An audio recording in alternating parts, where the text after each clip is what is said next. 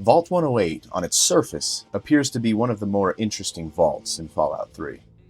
At first glance, it would appear to be a case of a cloning lab gone wrong, but the notes on this vault are lost, and the notes from Bethesda are, well, a little lackluster. In other words, players are left to decide what happened in Vault 108 on their own. That is, until today. I have the real reason behind Vault 108's construction, the experiment within, and the documentation, directly from Todd Howard himself.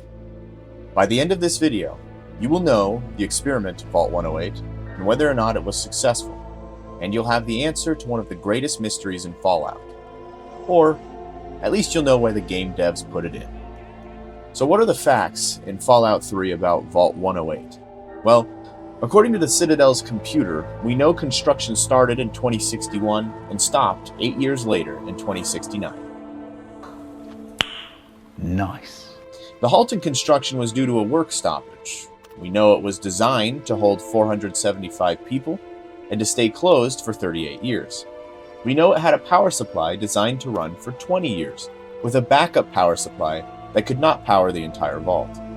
We also know they were stocked with triple the normal amount of weaponry. Not specialized weaponry, just 3 times the normal kind. The Overseer was only given a Chief of Staff, a Chief of Security, and a Morale Officer. The Overseer was told to fill all of the positions by themselves. And Vault Tech chose him with the knowledge that he had a rare form of cancer that would kill him in less than 4 years. And lastly, they were stocked without any entertainment. Oh, and of course, they had a cloning facility.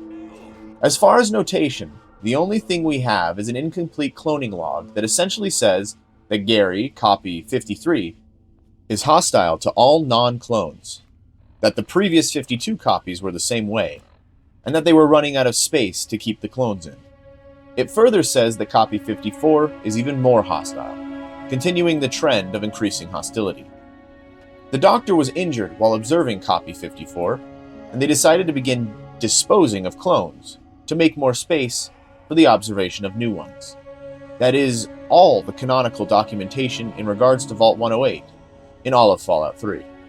This lack of documentation makes it difficult to know what the Vault Tech purpose was, with the final bit of lore being speculation that the death of the Overseer would, coupled with the fact that all positions would need to be filled by him, combine to allow proper catalyst that allows this project to continue as planned. But what about the in-game state of Vault 108? Perhaps Vault 108 is an example of the environmental storytelling Bethesda is famous for, rather than a lore dump for greater Fallout. The state of Vault 108 when the player arrives hardly answers any questions in regards to its purpose. There are 12 living copies of someone named Gary, and even more of them lay dead on the floor. They will try and kill you on sight.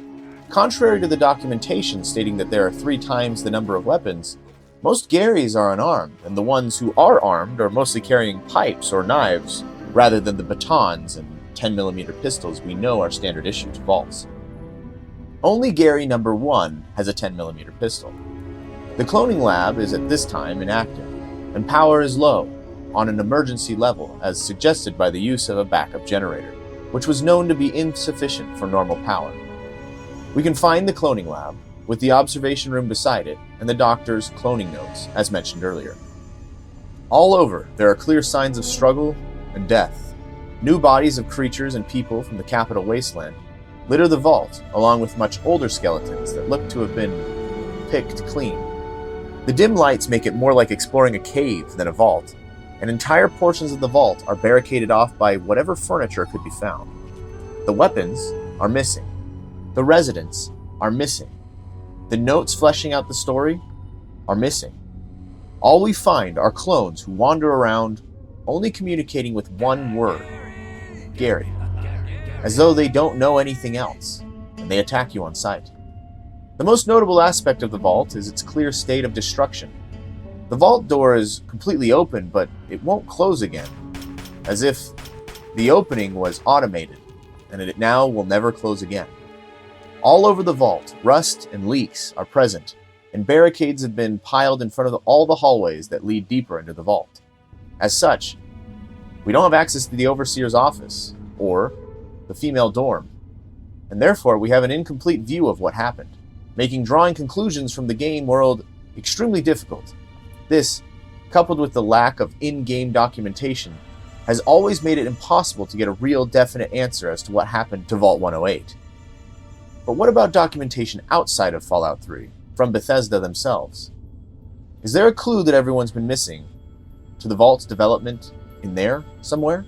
The real-life documentation for Vault 108 is probably the least satisfying aspect of the information we have, even though it answers the most questions. This is a video from an event at George Mason University from 2009 for a class going into game design. Todd Howard is giving a presentation, and someone asks, "What's the story for this vault?" And here's Todd's answer. There was a vault, and some of the two level designers who were working on it said they were tasked with coming up with the shtick for the vault. And I don't remember if this one was a pre-existing Fallout 1 that said it was cloning, but the idea was it's cloning and they're all Garys. So they had made it, and it was kind of a quick thing. It's a vault, and you know, maybe they were trying to get out of work because like all the guys are the same. It's a brilliant idea. All right, go ahead and do that. I'm glad you asked that. Actually, it's one of these instances of very late in the game, people would play this and be like, "This level doesn't make any sense. Is it a bug? All the guys are the same." At this time, they didn't say Gary. They just used the regular. There he is. They used the regular dialogue. They would fall back. And the level designer was like, we're really tight on voice, but we have to translate it into 100 languages. We're late in the day. So I need them to say Gary. We're like, we can't even record it. He's like, look, it doesn't matter. They're all named Gary. Who cares what they say in Japanese or whatever? And all of us agreed it didn't matter. This level designer was so persistent. We're like, fine, just record it and put it in. And it made that level. It is hilarious. So when you play the level, all you're like, Gary? Gary! He just went to the sound booth and recorded 4 or 5 lines. And it was like, it'll take less time to put it in than we've talked about it now for days. And it's brilliant. I love it. I'll leave a link to the full video, but basically, as you just heard, what Todd is saying here is that Vault 108 was not designed to have really any lore impact at all. It was just a dungeon one of the developers added for the sake of having a dungeon. Rather than having a plan for the vaults in Fallout 3 and how their information would affect lore, Bethesda just threw in a dungeon with a clone lab in it to have the dungeon with clones in it. In short, Bethesda just wanted a location to be in their game along with a unique set of enemies inside, and they weren't really interested in developing it, or making it make sense, or fitting it in with existing lore. So, based on that, what is the in-game answer, now that we know the real answer? The most likely answer for what happened in Vault 108, as painful as it is to admit, is that it is just an oversight, and the developers wrote in a major lore break one way or another. Picture this. You're in a writing room, and Fallout 3 is supposed to be shipped in 3 months. Everyone brings the storylines and game additions they're in charge of, that they've been working on for months, or maybe even longer, with the intention that much of it is going to be left on the cutting room floor. One developer comes in and says they wrote in a new location called Vault 108. It had a cloning lab, hostile clones, and a destroyed environment. Excitedly, you ask, "What's the lore for the vault?" The developer shakes their head. They don't know. What is the point of the vault? They don't know. What quest will send you to this vault? They don't know. They were actually hoping you could give them a few ideas, since there is a computer in the game that will act as a tell-all for the vaults in the game. You ask them one more question. What is the vault's experiment? The most essential question for any vault in Fallout since Fallout 2. What should the in-game terminal say about why Vault 108 was built? They don't know. You don't want to delete this developer's hard work. The location's interesting, and more content is always better, right? So you hatch a brilliant plan. On the terminal in-game, you'll just say in the project goals section that the information about this vault was corrupted, and the few notes you'll be able to find in Vault 108 will say the same thing, and therefore, no in-game explanation will be in the game, and therefore, no reason needs to be given. Problem solved, right? Well, Maybe that's good enough for Bethesda, but it's not good enough for me, and it's not good enough for this channel. If we try to piece together what happened in Vault 108 using the small amount of in-game information and a little good old speculation, I can tell you what I think happened.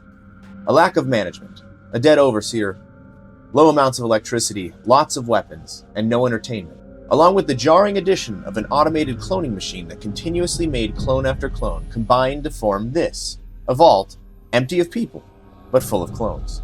The weapons that the vault was full of are missing by the time that you arrive.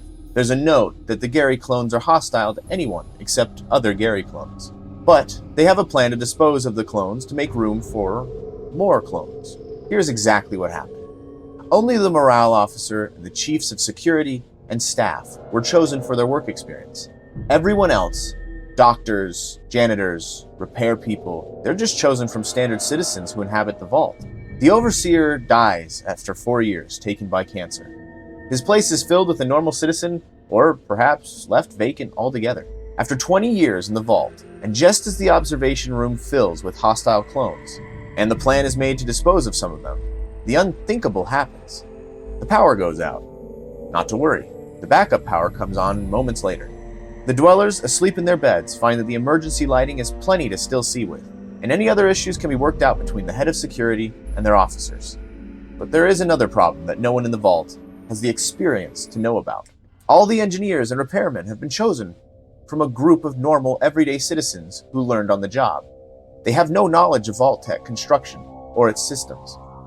Every door in a vault, besides maintenance hatches, are powered by hydraulic motors that affect 3,300 pounds of pressure. With the power out, every door in the vault can be opened by a release lever. No locks can stop the doors from being opened anymore. As the dwellers sleep on, the Garys are left in pitch darkness, in a room overfilled to capacity. At some point, one of them pulls the release on the door, and together, they move into a vault that they have never seen before, except on the other side of bulletproof glass. As the 60 or so Garys begin moving into the rest of the vault, no alarms sound, and no shots are fired. The only security guard who realized there may have been a problem is slow to react, and the first Gary clone manages to take his gun away from him. The security guard is consumed before he can scream. In the dark, the Garys look like regular citizens. The Garys aren't regular citizens, however. These clones had sentience thrust upon them. They came into being as adults, never having to go through the awkward stages of infancy, childhood, or young adulthood. They were not left in the care of loving parents who wanted and tried their hardest to prepare Gary to succeed in life. Instead, the Gary clones were left in a room to be observed in a place full of other clones, with no one to speak to except each other. They had their own language that involved the only word they'd ever heard spoken to them: Gary. The word was only capable of expressing feelings, and as they spread through the vault, they only expressed one thing: rage. As the residents woke up, they didn't have time or protocols to know exactly what to do, not that the vault door would open if they managed to reach it. It's likely most of them didn't even know that the cloning experiments were happening. They were just surprised to find 60 or so Gary clones in the halls, looking for blood. Security manages to hold off the Garys, but no exit strategy was distributed. Without doors to lock, the residents did the only thing they could think of. They piled everything they could into the hallways and waited for the Garys to starve to death. After all, with all the weapons and all the food on the residents' side of the barricades, it could only be a matter of time, right? Except, the Garys did have food. They could feast on the clones who had fallen in the fight. Eventually, it was the residents who died in the depths of the vault, having run out of food long before the Garys had finished cannibalizing one another.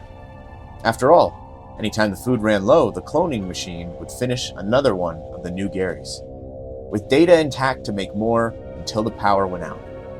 In another 18 years, the vault opens automatically once the 38 years had passed, and the Garys left are able to find new food out in the wasteland, using Vault 108 as a kind of den for the animals they had become. All the while, the lab chugs along until one day it stops, whatever miracle of automation that made it run for over a century coming to an end. When you find it, the aging, starving Garys that are left attack you on sight. And that's what I think happened in Vault 108. Now, no one can know if that's what happened. For better or worse, Bethesda left this open-ended. Oxhorn did a video a long time ago and came to a completely different conclusion. I think his video is great, but I think mine is as well. Maybe one day Bethesda will address this, but I think it may be more fun for them to watch the speculation. However, I do think Todd's reaction to the question is relevant. I think to Bethesda, they just needed a dungeon to fill space, and it ultimately didn't matter with what. And that's how we got a vault that doesn't really make sense. The main plot hole comes down to either having clones that do not age, or a cloning machine that works on its own with clone numbers that don't match the world's age. I really think the only conclusion, besides the one that I detailed here in this video, where the numbers do not correlate to when the clones were made, is that the clones are somehow immortal and can live on as long as they don't get killed. But I hate that addition to the lore, so I'd rather the clones we find be new clones made from an automated cloning machine that consumed the old clones. I know that doesn't make sense, but neither does the idea that clones never die and have bodies that never wear out. Oxhorn's theory that the clones are immortal and that Gary 1 is the first clone made 200 years ago, well, that makes just about as much sense as my theory that the numbers are meaningless and the clones in-game were made only a few decades before you found them, and their numbers did not continue going upwards. Either way, it's been left up to the fans to make sense of Vault 108, as Bethesda's documentation of the game world leaves much up to the imagination. I hope you liked my video on it, and I hope it was clear what's grounded in game lore